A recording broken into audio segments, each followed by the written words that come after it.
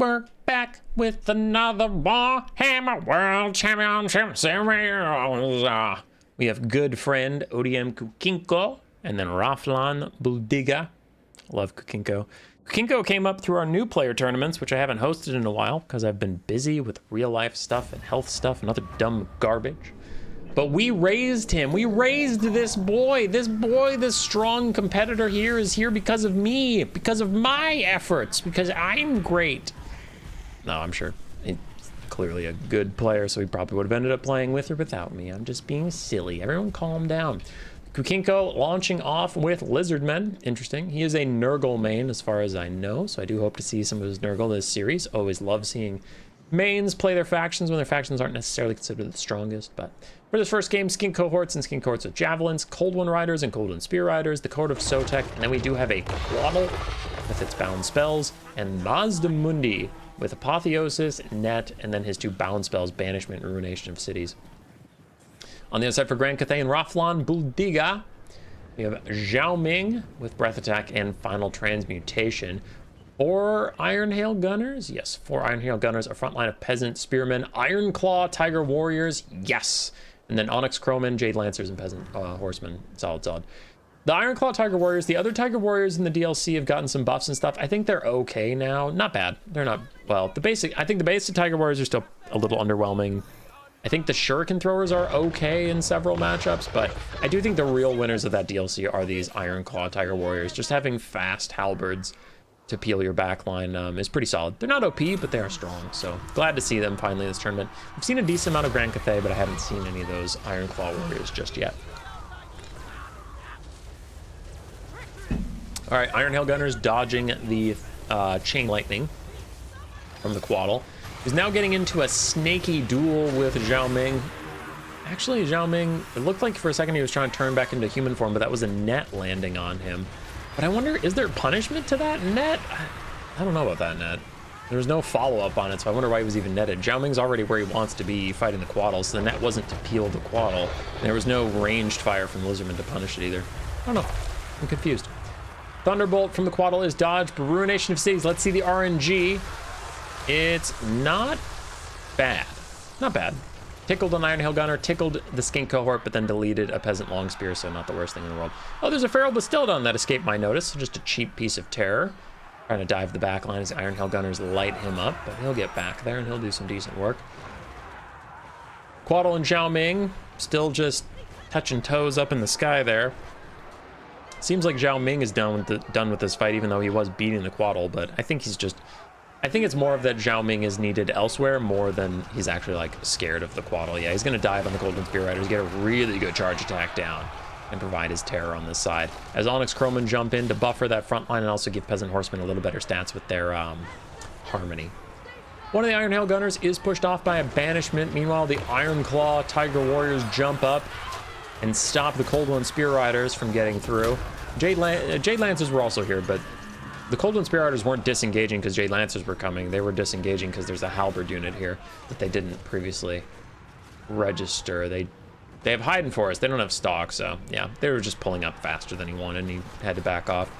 Kukinko is breaking through some parts of the front line. The Skinks are in there, disrupting Iron Hail Gunners, forcing them away as the Feral Bastildon has caused some terror routes. Mazdamundi's in there as well.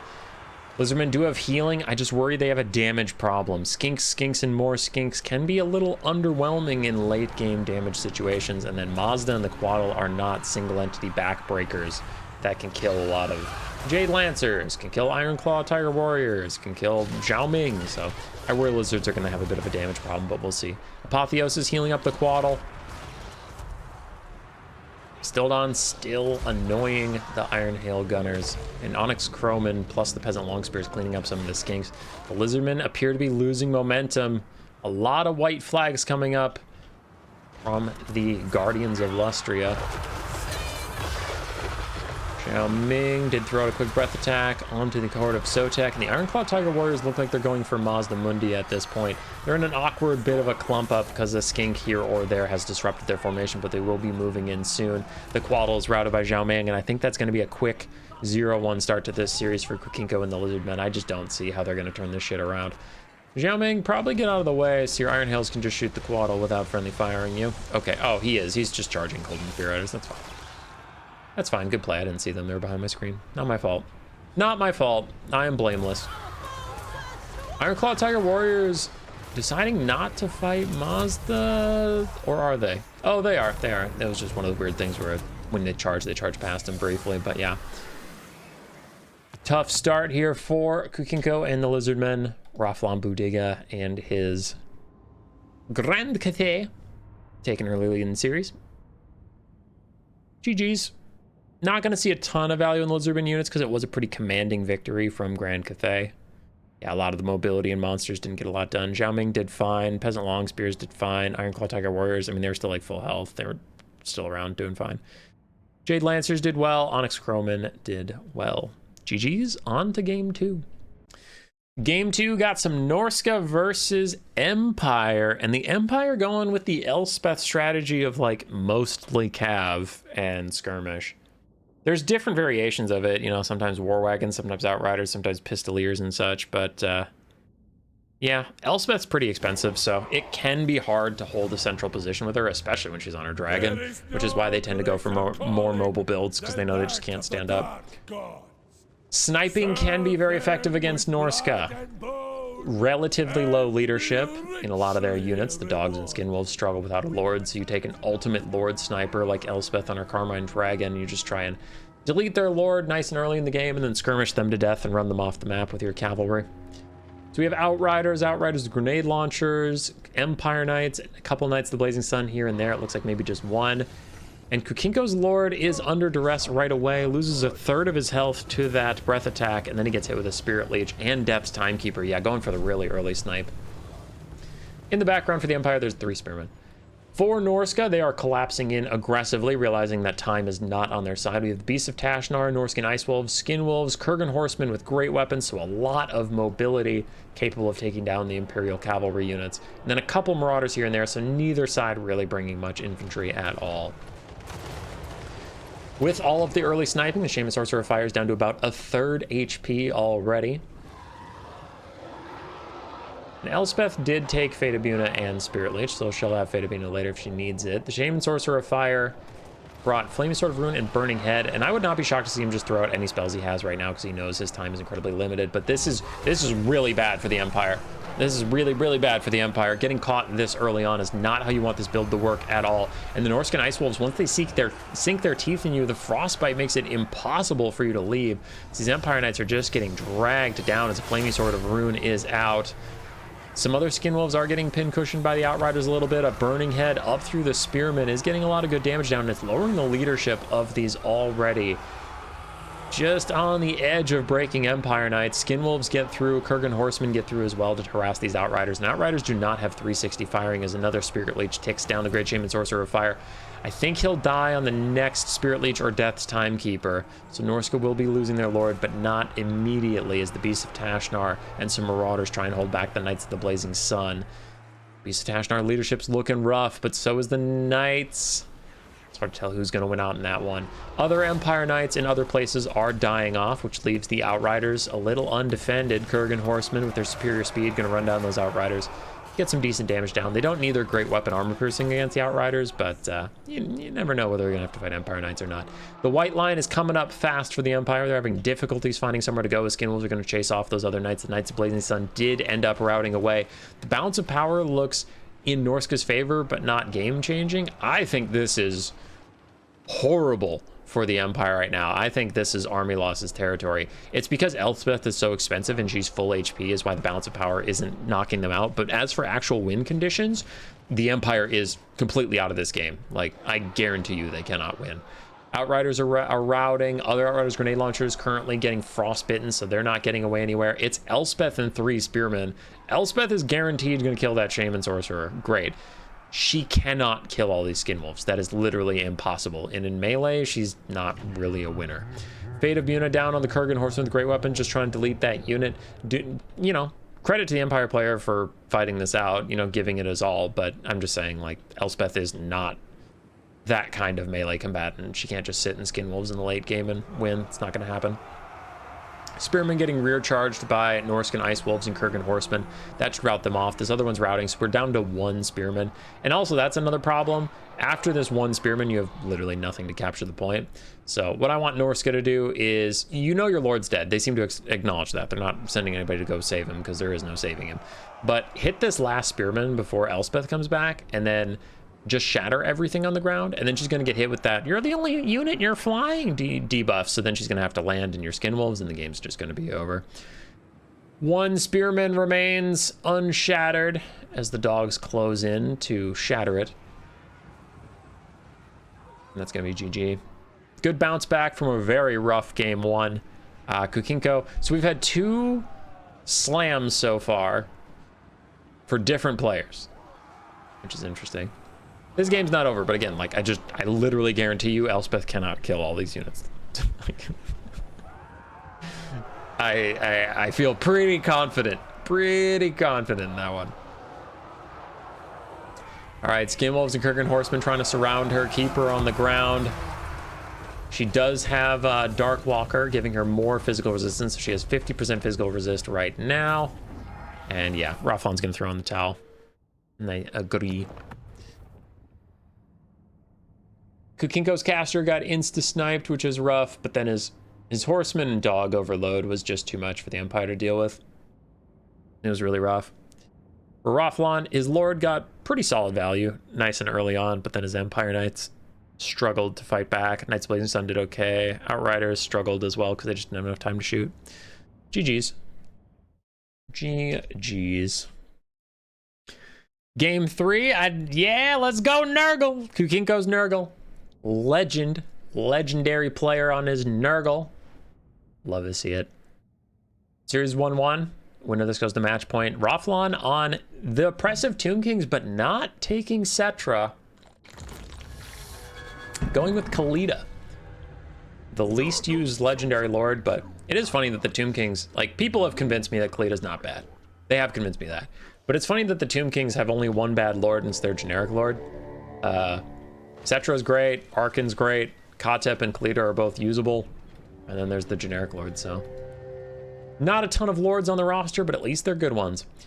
For the Tomb Kings, we have Khalida with her Venom Staff, 4 Skeleton Horse Archers, Chosen Gods who shop to Great Bow ROR, Skeleton Archer Chariots, and then the Eyes of the Desert Sparkle Stalker Regiment of Renown, 5 Spears, Sphinx of Usef, and then a Necrotech. No, a Lich Priest of Light, of course, because Khalida's not a caster. Duh, idiot.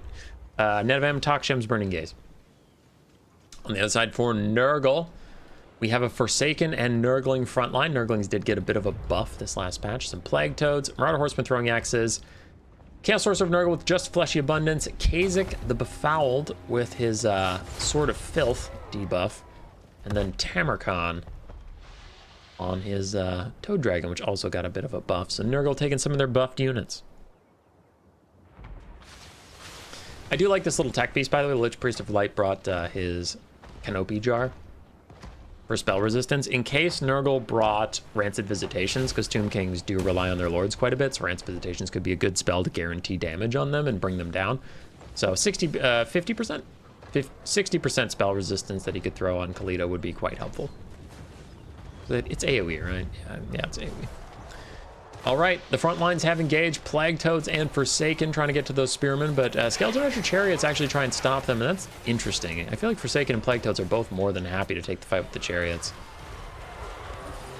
I don't know what that's about, but I mean, the Forsaken have taken a lot of damage from something. I believe the Chosen of the Gods. The Chosen of the Gods have now started teeing off onto Kha'Zix, who is netted, so he can't move, and a counter Fleshy Abundance is going to try and help him out as the Black Cleaver from Tamarkan is buffing up some Forsaken nearby. Not the Nurglings, but just some Forsaken. Timothy Tams is in a little bit of trouble. Sporkle Stalker is going to turn and fire at him. Sphinx Usef going to duel him. Khalida's here as well. He probably has to back off. Nurgle's favorite son giving him some damage resistance at least. Kha'Zix going to take over the fight, but a little bit of a tough start here from Nurgle. A lot of HP bars are lower than you'd like to see if you are one of the grandfather's children. Tamarkan's actually not backing off of the fight. He did momentarily lapse, but he is back now as Kha'Zix retreats. Terror routed into natural route. And a Shems Burning Gaze is going to make it a little bit worse as Khalida's chasing him. Khalida's not going to give up on that fight as Tamarkan is trying to help out. So for Nurgle here, they really need to rely on their infantry to win honestly. Their single entities are having a bit of a tough time. The Chosen Gods and Sporkle Stalkers can pincushion Tamarkan badly in the late game. Plus, the Sphinx is an amazing duelist. Kalita's a solid duelist. But if you're Forsaken and Plague Toads and Nurglings kill off all of the Skeleton Spears, then you'll get to take fights on your infantry, kind of like this one is. I mean, like, the Skeleton Spears are also still here, so both sides are kind of getting what they want. But, yeah. Probably your best hope is the Chosen of the Gods and the Sporkle Stalkers being pushed away by the Forsaken so they can't sit and shoot at the massive Toad Dragon, which is waiting for the next heal, the Fleshy Abundance, to come from the Caster Lord to help out Tamarkan a little bit here. Kha'Zix did get walked off the map, which is a pretty bad loss for Nurgle in the early game, and they are down in the balance of power. Now, this could be a big pick. The Lich Priest of Light has to throw a quick net on himself just to save him from the wrath of the Toad Dragon that was coming his way. And now he can get away to safety while Tamarkan is left behind. But not one of the nets he wanted. He usually wants to pair nets with, like, Chosen of the Gods and Sporkle Stalkers firing, but Plague Toads are currently disrupting the Chosen of the Gods, Forsaken are stopping the Sporkle Stalkers, so that was just a net to save his own life. Fleshy Abundance healing Tamarkan back up, and the Ushabti summon is out. Balance power is slightly Tomb King's favored, but Nurgle is hanging in there. They're making it a good fight. They do have a Marauder Horseman that has rallied in the distance, does need to be rallied. Like, actually rallied, brought back to the battlefield. But, yeah, the balance power is about 50-50, because this Ushabti is fake, so when it fades away, that will be truly 50-50. Tamarkan seems to be after the Chosen of the Gods himself. Kalita has been peeling the Plague Toads, who are moving crazy slow for some reason. They have 59 speed, but look at them. They're just not moving. That's weird. Come on. Come on, boy. Let's go. Chosen Gods take a lot of damage from Tamarkan. Kalita is trying to peel him. Man, the Sporkle Stalkers and the Chosen Gods have just been running all game from Nurgle's forces. Skirmish Cavalry from Nurgle getting into the back line, but the Skeleton Horse Archers are more than happy to trade with throwing X-Cav, so these guys need to get out of here. This is also not a real Ushabti, so I don't really know what they're doing in the back line. Maybe they want to go harass the Lightcaster. That might be what they're trying to do. Tamarkan gets a Fecundity and then pops all of his buffs before dueling the Sphinx Usef. Kalita's right behind him too. Taking some damage. She needs to be careful. If you get Tamarkan low enough, you don't want your Lord or heroes anywhere near him because he's going to throw out that little maggot thing he has. Feast of the Maggot Lord, so needs to be careful. Wants to get him nice and low, but then back Kalita off, and that might be what she's doing intentionally, or she's just backing off for the sake of it. Don't really know. Meanwhile, the Chosen of the Gods continue to be harassed by Plague Toads. Sporkle Stalkers end up in a bit of a fight with Forsaken and more Plague Toads, and Tamarkan is going to take the fight with the Sphinx. He wants to knock that out more than Kalita, because if he can kill that before getting low, then Kalita's the only thing that can really threaten him, and if she gets in melee when he gets nice and low, as we said, that Feast of the Maggot Lord will proc, so he really wants to take out that Sphinx before the Feast procs, which it's getting very low. Enabled if he hits 0. Okay, so he has to hit 0 for that. Shem's Burning Gaze, but oh no, the Tomb Kings maybe don't remember that part of his kit. Kalita should not be here for this. Kalita should not be here for this, as this is going terribly for Nurgle, but he gets so lucky that Kalita forgot how that works. Look at her just getting massacred by the Feast of the Maggot Lord, and a huge mistake from the Tomb Kings is gonna cost them the game. Tamarkan was risking it fighting the Sphinx that long, and he just couldn't kill it with the Shem's Burning Gaze and whatnot. He was getting low, but Kalita joining in on the fight to try and snipe him out. That cannot work. He can't die while the Feast of the Maggot Lord is active. Kalita gets sniped out. The rest of the Tomb King's line falls apart, and a close game turns into not so close anymore as Kalita just... You don't stick your face into a Nurgle caster's butt. Okay, that's not the place to be. The butt is Nurgle's power zone. So Kalita saw the flank open. She's like, nice juicy butt there, not paying attention. Gonna get a rear charge, and then just Nurgled all over. Just Nurgle all over the place. Kukinko's pretty happy about that. Tamarkan did nicely, even without his Feast of the Maggot Lord. He was getting a lot of damage on his buffed up mount. Skirmish Cav struggled. Kha'Zix struggled, but the Forsaken, the Plague Toads, and Tamarkan were enough to carry the day with some healing from the caster. So yeah, Plague Toads did very well. Very, very well. Not a ton of damage value. Enough. Like, one of them paid for himself, but like mostly it was just constantly chasing those constructs and forcing them away, which was nice. Skeleton Horse Archers did a solid job. Skeleton Archer Chariots really struggled, unfortunately. Sporkle Stalkers, Chosen the Gods, and the Sphinx Usef did well. Kalita also did well. So, GG's. On to game 4. We have Oh god, it's a Marauder Horseman mirror match. All right, whatever, send it. It's Warhammer 2 all over again, baby. Let's go. Warriors of Chaos led by Kukinko, Roflan on Norska. To take us to game 5, you need Norska to triumph over their Warriors of Chaos brethren. Let's see it. Let's do it to it. Do we go to game 5 or does it end here for the Warriors of Chaos? We have 3 Marauder Horsemasters. I think 4. Yeah, 4 Marauder Horsemasters, 2 Marauder Horsemen, 2 Hellstriders, 3 Hellstriders of Slaanesh, a Rotting Rider, ROR Rot Knight, and then Zarthoriel the Everwatcher with Fate of Buna, Final Transmutation, Searing Doom, and then his Rock of Inevitability and Standard Die. So he's actually a really big buff monster. Then Marauders. Okay, not a lot of Marauders, just 3. The other side for Norska, we have Wulfric on his Mammoth. Don't see him on his Mammoth often. Hunter of Champions and Sea Fang for him. And then we have a Shaman Sorcerer of Metal with Final Transmutation, Plague of Rust, and Searing Doom. Marauders and Marauder Bearmen, Beasts of Tashnar, Norscan Ice Wolves, and then Marauder Horsemen, Horsemasters, and the Riders of the Mighty Serpent, Regiment of Renown, Slaanesh version. Cool, cool. Norska does have better infantry. They should have a better time in the melee. Both sides have about equivalent skirmish capabilities, and then Rot Knights should be able to dumpster dogs, especially with Hellstrider support. So the Warriors of Chaos have better melee cav. Norska has better melee infantry. That's about it. Otherwise, all things are equal. Both have monstrous lords. So Thoriel's trying to take a little bit of a fight because he has barriers. He's daring Wulfric to fight him for a little bit, then he'll back off into his skirmish cav and regenerate his barriers. And Wulfric's not taking the bait, which is pretty smart. He's just gonna walk away. Norska marching up to the point, also smart. When you have an advantage in the infantry, you need to take the point nice and early, otherwise your infantry will matter less and less as the game goes on. So might as well make them count at the start. Though, he didn't actually get his Bearmen onto the point, and Zarthoriel's Marauders and his Rotting Riders did get on the point. Searing Doom trying to catch the Hellstriders napping. They will not. They'll leave these basic Marauders to their fate. Still a good chunk of damage, but a decent dodge there from the Warriors of Chaos, so quite solid. And they did take the point, which is also nice, so good start here from the Warriors of Chaos overall.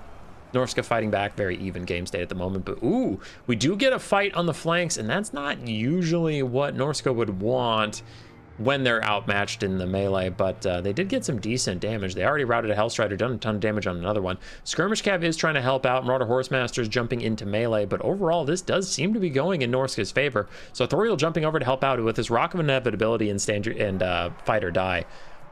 It's gonna be tough. There's the Rock of Inevitability, so Hellstrider should be able to finish off that Norscan Ice Wolf, and you see the skirmishers get a little more anxious when Zarthoriel shows up. All right, capture point has been taken by Norska. The Marauders are generally in disarray. And the Rotting Riders did commit to a fight briefly, but as soon as they get Plague of Rust, they're going to fall back under the covering fire of some skirmish cavalry, so pretty smart stuff there. Not a lot can punish them. Beasts of Tashnar and basic dogs not really going to stand up to the Rotting Riders, but they don't want to fight on top of Wulfric for no reason. Balance power is about 50-50. I would tend to agree. Rotting Riders continue to fall back as Norscan Ice Wolves are on their heels, but ooh, you guys are probably overextending, getting shot by skirmish cav, and Plague of Rust is going to wear off soon. The Rotting Riders aren't even afraid of you with it on. Yeah, they're just going to turn and absolutely slam those Norscan Ice Wolves who are now running for the hills. And yeah, got a little too big for their britches. The dog caught the car and didn't know what to do afterwards. Marauder Bearmen fighting the Marauders. Their immune to psychology will stop them from terror routing away from Zarthoriel, though a natural route is very much in the cards as they're under skirmish cav fire and getting beaten to death by a greater demon. Rotting Riders once again trying to fall back. This time they are frostbitten. Need to pull in some Hellstriders to help them out a little bit. Hellstriders, bonus first large will work on the Norscan Ice Wolves. It will not work on the Beasts of Tashnar, who are technically infantry sized. Hellstrider's still getting some decent damage out on those dogs. Rotting Riders, Terror will start terror routing these guys away as Wulfric jumps in, down to about half HP. Ooh, good skirmish volleys there onto the Norscan caster, and a Final Transmutation on Wulfric. Interesting. I wouldn't hate if he used Final Transmutation on the same Shaman Sorcerer, because he is such lower health that, oof, that Overcast actually, yeah. Hindsight's 2020, but with that overcast damage coming in on him, I do wish that was there because he would have died, but whatever. It's good onto Wulfric. Scroll of Shielding tried to help him out with some of it. Meanwhile, the Final Transmutation overcast on the Rotting Riders, and Sartorial's doing a lot of damage, but Sartorial's committing anyway. Really wants to finish this snipe onto Wulfric. Maybe wants it a little too bad. He needs to back off with the Rotting Riders, who need to utilize that regeneration to really get the most out of their kit, and Sartorial's got to get back in the sky for his barriers, so take the win. Wulfric has no healing.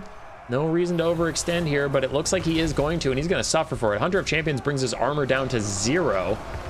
And Sartorial is now just stuck in front of Skirmish Cavalry, who need to dodge away from the Searing Doom, and he needs to pull in his own Skirmish Cav to save him. So a bit of a blunder here from the Warriors of Chaos, just getting too greedy. They're still ahead on the balance power, and I still think they're in a good position in this game, but yeah, definitely could have just played it slower. Didn't need to commit all these resources and take all this damage just to bail Sartorial out. Rotting Riders trying to get back involved. Marauder Horsemen and Horsemaster starting to terror out away, taking a lot of damage, but another Final Transmutation is up. It's undercast, but it's good damage onto Wulfric all the same. Still has 2,000 HP, however, so he's not going to die from that undercast Final Transmutation either. Searing Doom's going both ways, trying to peel off various elements from each side. Wulfric is trying to get away from the Rotting Riders, who are taking a lot of damage, but they're hanging on for now, still nipping at the heels of this Mammoth on its way out. Wulfric has routed. Can the Skirmish Cav peel for him? It doesn't look like it. They're trying to. They're getting a decent amount of damage out. As the Beasts of Tashnar rejoin the fight briefly. They are dogs. They're low on HP. They're just going to rout. All is normal. And Norska ended up with the Skirmish Cav advantage now. He has 5 that I can see, all with ammunition left. Meanwhile, Warriors of Chaos, I guess they technically have 6, but I mean that they're much more damaged. Wulfric does officially die off. The Rotting Riders get hit with an undercast Plague of Rust. The Skirmish Cav trying to make the most of it before they back off and heal. Still have some Marauder Bearmen running around occasionally, and it is a late game Skirmish Cav v Skirmish Cav. Those Arthurial is still looking for that Shaman Sorcerer. I don't know what he has left for spells, but I hope he saved himself a Final Transmutation to finish off that Shaman Sorcerer. The Shaman Sorcerer, however... Oh no, that is another Final Trans from Sartorial. All right, love to see it. I did want to... I wish it was attached to the Shaman Sorcerer, because then it would have actually killed him, but 9 HP, don't know if he's coming back, especially with Wulfric dead. I was just thinking that Sartorial doesn't need Searing Dooms versus Skirmish Cav this late in the game. They're going to be able to dodge most of them, so I was hoping that a Final Trans would just get rid of the caster and make sure there's no guaranteed damage on you in the form of his Final Transmutations. Now the Skirmish Wars are back in action. As we can see, Norska's health advantage that I was mentioning earlier, sure it is 6v5, but they quickly rout one of the Horse Masters that already took too much damage, and they're pushing the other ones further and further back, though their ammunition is running quite low. Warriors of Chaos also a little low on ammo, though they have more than Norska at this point, and they really want to buy time for the Rotting Riders to heal up so that the late game engagement is more in their favor, but Norska's not really interested in that. You can see they are trying to push their advantage right now, just trying to push up and get as much damage on the enemy as they can, because it's clear that the Warriors of Chaos are stalling for time. It's clear they're trying to get barriers back for Sartorial, heal the Rotting Riders, maybe get some Winds of Magic and stuff, so time is not on Norska's side at the moment. I mean, they have the capture point, so time is on their side in that aspect, but they know the Warriors of Chaos aren't going to let this go to a capture point. When everyone is this mobile, there's no way. They, like, can't get back to the point in time. Oh my god. Warriors of Chaos advance out of the trees, and Norska's falling back, though. Their skirmishers aren't counter-firing, because 2 of them are out of ammunition, the other one's barely out of range, so I don't really know what they're trying to achieve here. Like, if you didn't want to engage, then you shouldn't have run up to the forest like that. But there they go. Now they want to take a fight on top of their bearmen. But, yeah. Both sides just kind of jockeying for position at the moment. It is what it is. Still have some Marauder Horse Masters and Horsemen in the back with some ammunition. Riders of the Mighty Serpent are not here. Now the Warriors of Chaos are getting some skirmish for free. Army loss is getting close to hitting Norska. Norska's got to do something about this state of play soon. Got to take some kind of favorable engagement, because they're getting outshot right now. Too many of the units are out of ammo, and the other side is dwindling, but if they all have like 2 volleys versus Norska having 1 with 4 volleys, they'll get more damage out quicker, and balance of power is your worst enemy at this point for Norska, because they're going to get army lost. They may or may not have some teeth in this matchup, but army losses just takes the decision away from them, and yeah, that's going to be it. GG's. Very technical, skirmish-heavy game for both players, but Kukinko does clutch it out. Zarthoriel got good value. Marauders struggled, but of course they did. Hellstriders also overall struggled. A couple of them got okay value. Rotting Riders also struggled. Skirmish Cav did decently well. For Roflan, Wolfric on his Mammoth didn't get a lot of value considering that he's on his Mammoth. Shaman Caster did fine. Bearman did okay. Skirmish Cav did solidly. And then Dogs, mixed, but not ideal. And that is going to be a 3-1 to Kukinko. So, once again, I'm going to throw a replay on at the end of this. I'm just going to put game 1 on again. Do not post comments saying, I think you accidentally put game 1 in there twice. Yeah, I know. I did it so that people that get to this point don't know.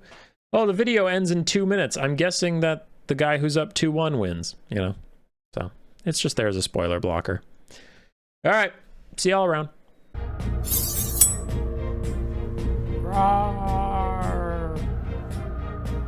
Subscribe. Yes, yes. We're back with another Warhammer World Championship Series. We have good friend ODM Kukinko and then Roflan Buldiga. Love Kukinko. Kukinko came up through our new player tournaments, which I haven't hosted in a while because I've been busy with real life stuff and health stuff and other dumb garbage. But we raised him. We raised this boy. This strong competitor here is here because of me, because of my efforts, because I'm great. No, I'm sure he's clearly a good player, so he probably would have ended up playing with or without me. I'm just being silly. Everyone calm down. Kukinko launching off with Lizardmen. Interesting. He is a Nurgle main as far as I know, so I do hope to see some of his Nurgle this series. Always love seeing mains play their factions when their factions aren't necessarily considered the strongest. But for this first game, skin cohorts and skin cohorts with javelins, Cold One Riders and Cold One Spear Riders, the cohort of Sotek, and then we do have a Quaddle with its bound spells, and Mazda Mundi with Apotheosis, Net, and then his 2 bound spells, Banishment and Ruination of Cities. On the other side for Grand Cathay and Roflan Buldiga, we have Zhao Ming with Breath Attack and Final Transmutation. 4 Iron Hail Gunners? Yes, 4 Iron Hail Gunners, a front line of Peasant Spearmen, Iron Claw Tiger Warriors, yes! And then Onyx Crowmen, Jade Lancers, and Peasant Horsemen. Solid. The Iron Claw Tiger Warriors, the other Tiger Warriors in the DLC have gotten some buffs and stuff. I think they're okay now. Not bad. They're not, well, I think the basic Tiger Warriors are still a little underwhelming. I think the Shuriken Throwers are okay in several matchups, but I do think the real winners of that DLC are these Iron Claw Tiger Warriors. Just having fast halberds to peel your backline is pretty solid. They're not OP, but they are strong, so glad to see them finally in this tournament. I've seen a decent amount of Grand Cathay, but I haven't seen any of those Iron Claw Warriors just yet. All right, Iron Hail Gunners dodging the Chain Lightning from the Quaddle. He's now getting into a snaky duel with Zhao Ming. Actually, Zhao Ming, it looked like for a second he was trying to turn back into human form, but that was a net landing on him. But I wonder, is there punishment to that net? I don't know about that net. There was no follow-up on it, so I wonder why he was even netted. Zhao Ming's already where he wants to be fighting the Quaddle, so the net wasn't to peel the Quaddle. There was no ranged fire from Lizardman to punish it either. I don't know. I'm confused. Thunderbolt from the Quaddle is dodged, but Ruination of Cities. Let's see the RNG. It's not bad. Not bad. Tickled an Iron Hail Gunner, tickled the Skink Cohort, but then deleted a Peasant Long Spear, so not the worst thing in the world. Oh, there's a Feral Bastildon that escaped my notice. So just a cheap piece of terror. Trying to dive the back line as the Iron Hail Gunners light him up, but he'll get back there and he'll do some decent work. Quaddle and Zhao Ming still just touching toes up in the sky there.